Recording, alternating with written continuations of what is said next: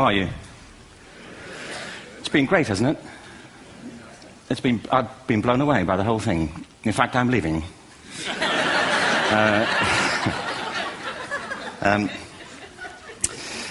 There have been three themes, haven't there, running through the conference, which are relevant to what I want to talk about. One is the extraordinary evidence of human creativity in all of the presentations that we've had and in all the people here.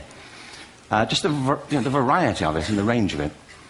The second is that it's put us in a place where we have no idea what's going to happen in terms of the future. No idea how this may play out. I have an interest in education. Actually, what I find is everybody has an interest in education. Don't you? I find this very interesting. If you're at a dinner party and you say you work in education, actually, you're not often at dinner parties, frankly. If you work in education, you're not asked, and you're never asked back, curiously. That's I think it strikes me. But if you are, and you say to somebody, they say, what do you do? And you say, you work in education, you can see the blood run from their face. They think, oh my God, why me? It's my one night out all week. But if you ask people about their education, they pin you to the wall. Because it's one of those things that goes deep with people. Am I right? Like religion and money and other things. So I have a big interest in education, and I think we all do. We have a huge vested interest in it, partly because it's education that's meant to take us into this future that we can't grasp. If you think of it, children starting school this year will be retiring in 2065. Nobody has a clue, despite all the expertise that's been on parade for the past 4 days, what the world will look like in 5 years' time. And yet we're meant to be educating them for it. So the unpredictability, I think, is extraordinary. And the third part of this is that we've all agreed, nonetheless, on the really extraordinary capacities that children have, their capacities for innovation. I mean, Serena last night was a marvel, wasn't she? Just seeing what she could do. And she's exceptional, but I think she's not, so to speak, exceptional in the whole of childhood. What you have there is a person of extraordinary dedication who found a talent. And my contention is all kids have tremendous talents, and we squander them pretty ruthlessly. So I want to talk about education, and I want to talk about creativity. My contention is that creativity now is as important in education as literacy, and we should treat it with the same status. Thank you.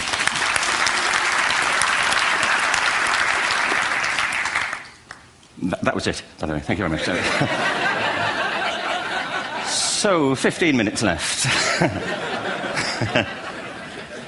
Well, I was born... No,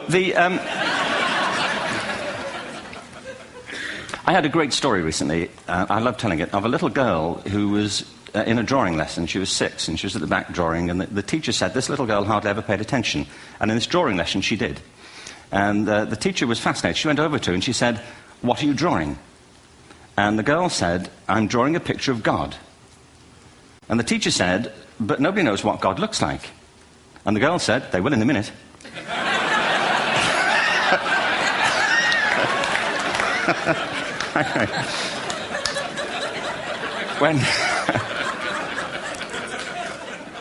When my son was 4 in England, actually he was 4 everywhere, to be honest. I mean, if we're being strict about it, wherever he went, he was 4 that year. But he was in the Nativity play. Do you remember the story? No, it was big. It was a big story. Mel Gibson did the sequel. You may have seen it. I don't know. It was Nativity 2. But James got the part of Joseph, which we were thrilled about. We consider this to be one of the lead parts. We had the place crammed full of agents and T-shirts, James Robinson is Joseph. He didn't have to speak, but do you know the bit where the 3 kings come in? They come in bearing gifts, and they bring gold, frankincense, and myrrh. This really happened. We're sitting there, and they, I think, just went out of sequence. Because we talked to the little boy afterwards and said, "Are you okay with that?" And he said, "Yeah, why was that wrong?" They just switched. I think that was it. Anyway, the 3 boys came in, little 4-year-olds with tea towels on their heads, and they put these boxes down. The first boy said, "I bring you gold." And the second boy said, "I bring you myrrh." And the third boy said, "Frank sent this."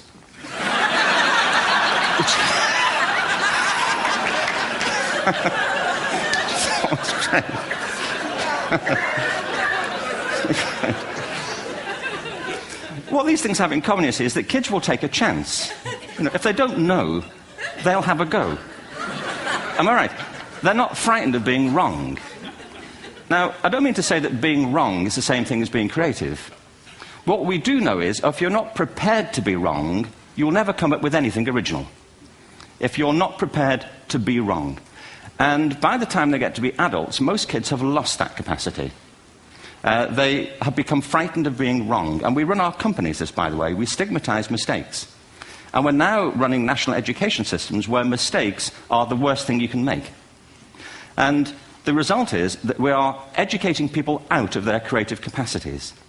Picasso once said this. He said that all children are born artists. The problem is to remain an artist as we grow up. I believe this passionately, that we don't grow into creativity, we grow out of it. Or rather, we get educated out of it. So why is this?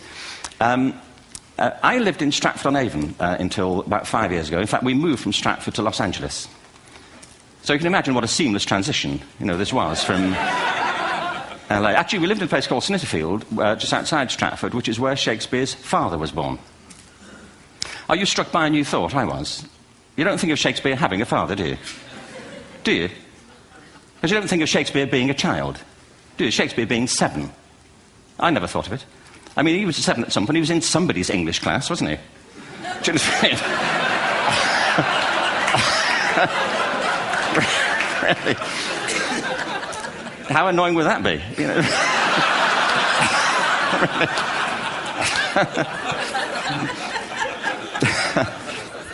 Must try harder.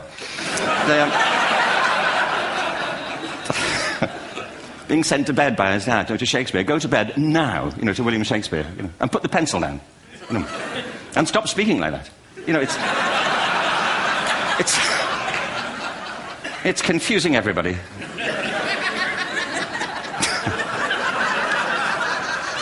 Anyway, we moved from Stratford to Los Angeles, and I just want to say a word about the transition. Actually, my son didn't want to come. I've got 2 kids. He's 21 now, and my daughter's 16. He didn't want to come to Los Angeles. He loved it, but he had a girlfriend in England. This was the love of his life, Sarah. He'd known her for a month. Mind you, they'd had their 4th anniversary, because it's a long time when you're 16. Anyway, he was really upset on the plane. He said, "I'll never find another girl like Sarah." And we were rather pleased about that, frankly, because she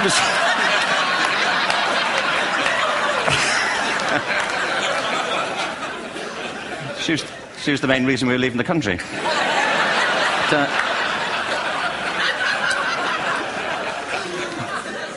But something strikes you when you move to America and when you travel around the world. Every education system on Earth has the same hierarchy of subjects. Everyone, doesn't matter where you go. You think it would be otherwise, but it isn't. At the top are mathematics and languages, then the humanities, and at the bottom are the arts, everywhere on Earth. And in pretty much every system, too, there's a hierarchy within the arts. Art and music are normally given a higher status in schools than drama and dance. There isn't an education system on the planet that teaches dance every day to children the way we teach them mathematics. Why? Why not? I think this is rather important. I think maths is very important, but so is dance. Children dance all the time if they're allowed to. We all do. We all have bodies, don't we? Did I miss a meeting? I mean, I think... Truthfully, what happens is, as children grow up, we start to educate them progressively from the waist up.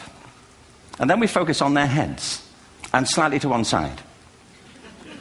If you were to visit education as an alien and say, what's it for, public education, I think you'd have to conclude, if you look at the output, who really succeeds by this? Who does everything they should? Who gets all the brownie points? Who are the winners? I think you'd have to conclude the whole purpose of public education throughout the world is to produce university professors. They're the people who come out the top, and I used to be one. So there,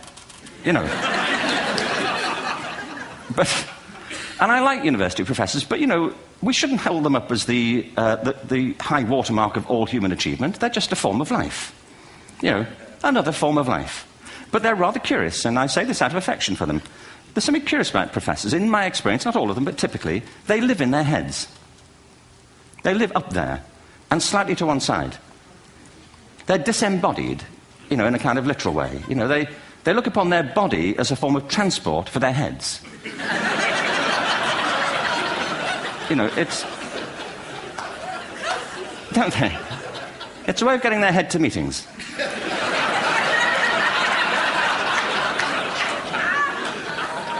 If you want real evidence of out-of-body experiences, by the way, get yourself along to a residential conference for senior academics and pop into the discotheque on the final night.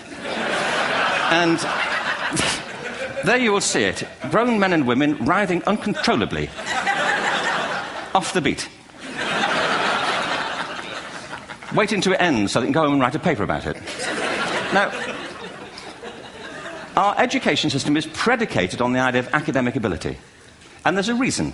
The whole system was invented around the world. There were no public systems of education really before the 19th century. They all came into being to meet the needs of industrialism. So the hierarchy is rooted on two ideas. Number one, that the most useful subjects for work are at the top. So you were probably steered benignly away from things at school when you were a kid, things you liked, on the grounds you would never get a job doing that. Is that right? Don't do music, you're not going to be a musician. Don't do art, you won't be an artist. Benign advice. Now, profoundly mistaken. The whole world is engulfed in a revolution. And the second is academic ability, which has really come to dominate our view of intelligence because the universities designed the system in their image.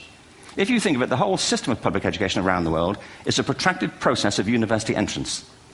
And the consequence is that many highly talented, brilliant, creative people think they're not, because the thing they were good at school wasn't valued or was actually stigmatized. And I think we can't afford to go on that way.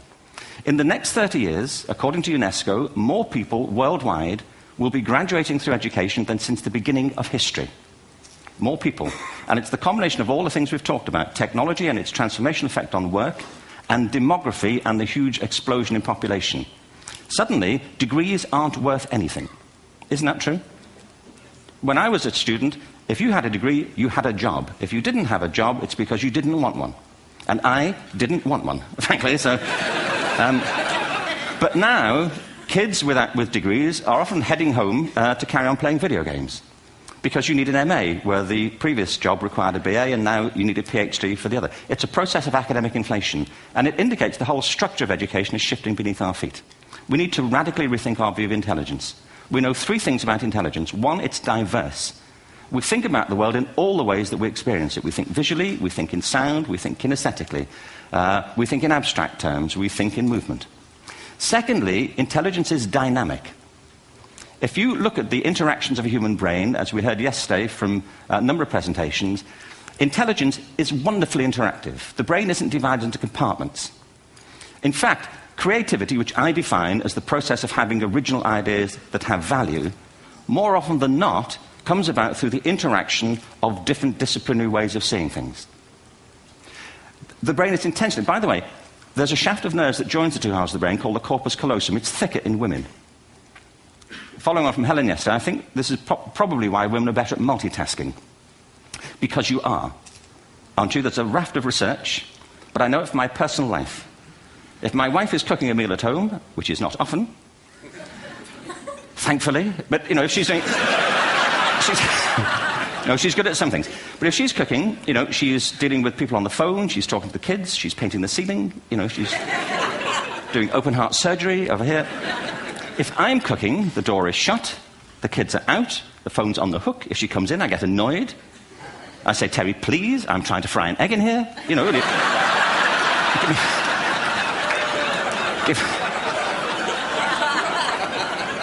Give me a break. Actually, do you know that old philosophical thing? If a tree falls in a forest and nobody hears it, did it happen?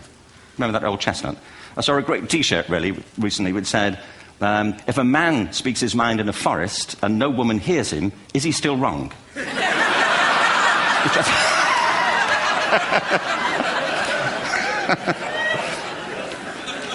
And the third thing about intelligence is it's distinct. I'm doing a new book at the moment called Epiphany, which is based on a series of interviews with people about how they discovered their talent. I'm fascinated by how people got to be there. It's really prompted by a conversation I had with a wonderful woman who most people have never heard of. She's called Gillian Lynn. Have you heard of her? Some have. She's a choreographer, and everybody knows her work. She did Cats. and Phantom of the Opera. She's wonderful. I used to be on the board of the Royal Ballet in England, as you can see. And anyway, Jill and I had lunch one day. I said, how'd you get to be a dancer? And she said it was interesting. When she was at school, she was really hopeless. And the school in the 30s wrote to her parents and said, we think Gillian has a learning disorder. She couldn't concentrate, she was fidgeting. I think now they'd say she had ADHD. Wouldn't you? But this was the 1930s, and ADHD hadn't been invented, at this point, so it wasn't an available condition. People weren't aware they could have that. Anyway, she went to see this specialist. So this oak-panelled room, and she was there with her mother, and she was led and sat on this chair at the end, and she sat on her hands for 20 minutes while this man talked to her mother about all the problems Gillian was having at school. And at the end of it, because she was disturbing people, their homework was always late and so on, little kid of 8, in the end, the doctor went and sat next to Gillian and said, Gillian, I've listened to all these things that your mother's told me. I need to speak to her privately. So he said, wait here, we'll be back. We won't be very long. And they went and left her. But as they went out the room, he turned on the radio that was sitting on his desk. And when they got out the room, he said to her mother, just stand and watch her. And the minute they left the room, she said she was on her feet, moving to the music. And they watched for a few minutes, and he turned to her mother, and he said, Mrs. Lynn, Gillian isn't sick, she's a dancer. Take her to a dance school. I said, what happened? He said, she did. I can't tell you how wonderful it was. We walked in this room, and it was full of people like me. People who couldn't sit still. People who had to move to think. They did ballet, they did tap, they did jazz, they did modern, they did contemporary. She was eventually auditioned for the Royal Ballet School. She became a soloist. She had a wonderful career at the Royal Ballet. She eventually graduated from the Royal Ballet School, found her own company, the Gillian Dance Company, met Andrew Lloyd Webber. She's been responsible for some of the most successful musical theatre productions in history. She's given pleasure to millions, and she's a multi-millionaire. Somebody else might have put her on medication and told her to calm down. Now, I think...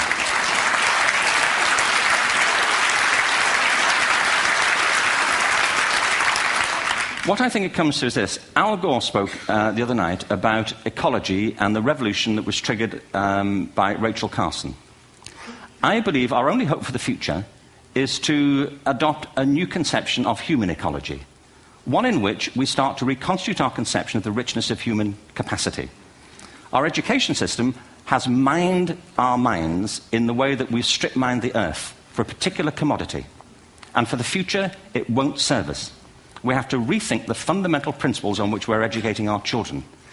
There was a wonderful quote by Jonas Salk, who said, if all the insects were to disappear from the earth, within 50 years, all life on earth would end. If all human beings disappeared from the earth, within 50 years, all forms of life would flourish. And he's right. What TED celebrates is the gift of the human imagination. We have to be careful now that we use this gift wisely and that we avert some of the scenarios that we've talked about. And the only way we'll do it is by seeing our creative capacities for the richness they are and seeing our children for the hope that they are. And our task is to educate their whole being so they can face this future. By the way, we may not see this future, but they will. And our job is to help them make something of it. Thank you very much. Bravo.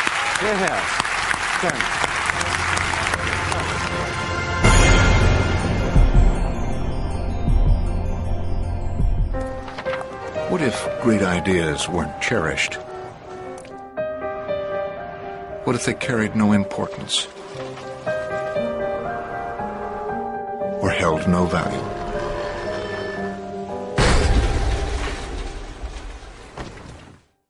There is a place where artistic vision is protected, where inspired design ideas live on to become ultimate driving machines.